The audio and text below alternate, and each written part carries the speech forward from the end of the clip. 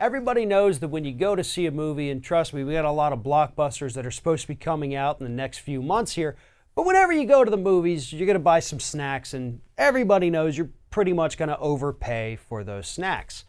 But what some consumers may not realize before they make that purchase is that you're buying a box of candy that might actually be half empty already. Joining me now to talk about what's happening is Scott Hardy from TopClassActions.com. Scott, we're right at the cusp of the summer movie season right now. Got a lot of consumers. Everybody's been gearing up. A lot of really highly anticipated movies. And so many of these people are about to head to the theaters and buy candy boxes that are literally, according to this lawsuit, only half full. Tell us what's happening here. These are always what I call fun class actions because these are ones that everybody looks at and goes, that's happened to me. I've been ripped off by going to the movie theater, paying $4 for a box of candy, opening up and going, where the heck is all my candy? It's half empty. Oh, man. Well, thanks to these lawyers, they're going after it. And it's already hit a note with our viewers. We have 442 comments on this one since March 28th.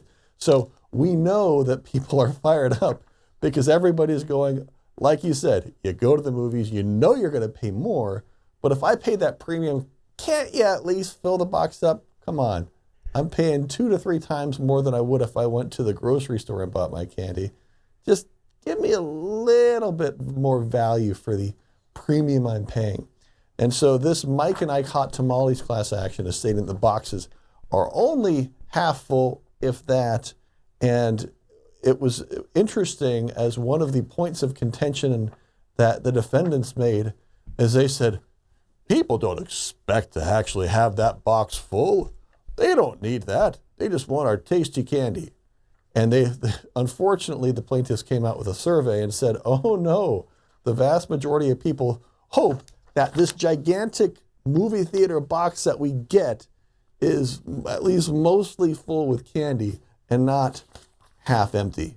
So that kind of shot that out the window. Yeah. And this is hugely deceptive. You know, when you're in a grocery store and you pick up a box of candy, you can feel it. You know, oh wow, this thing feels like there's not much in here. At the movie theater, you do not necessarily always have that option. Most of the candy is kept behind the counter. You don't get to touch it. You don't get to hold it. All you do is you see the size of the box. And that's really a lot of the issue here, you know? And this is not necessarily even just targeting movie theaters either, but this is one of the, biggest areas where this happens. Movie theaters tend to get bigger boxes of the products than what you would typically find in the grocery store. It's a different set of marketing that's going on here. And you're buying it with your eyes. You don't get to buy it with your hands. You don't get to shake it. You don't get to feel it.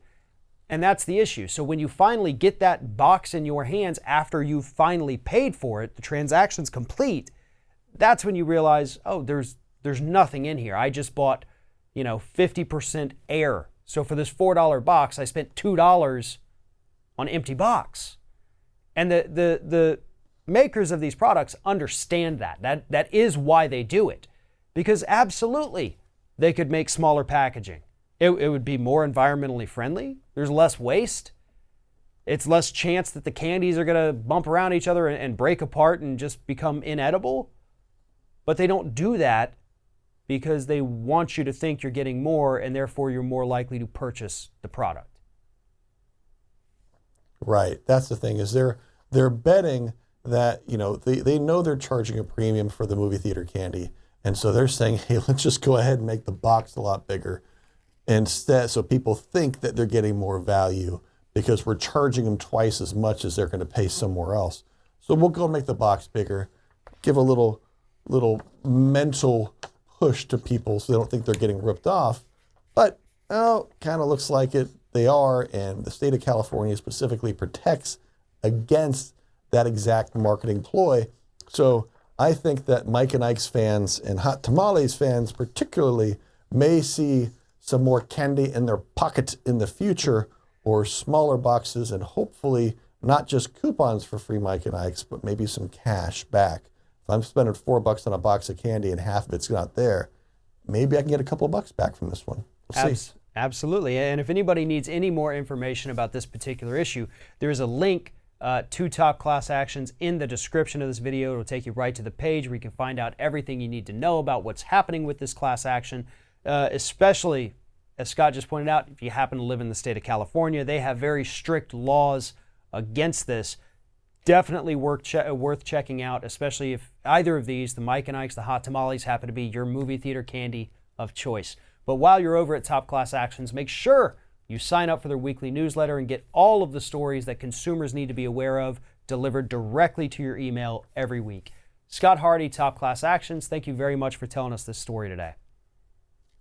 You're very welcome. Thank you, Farron.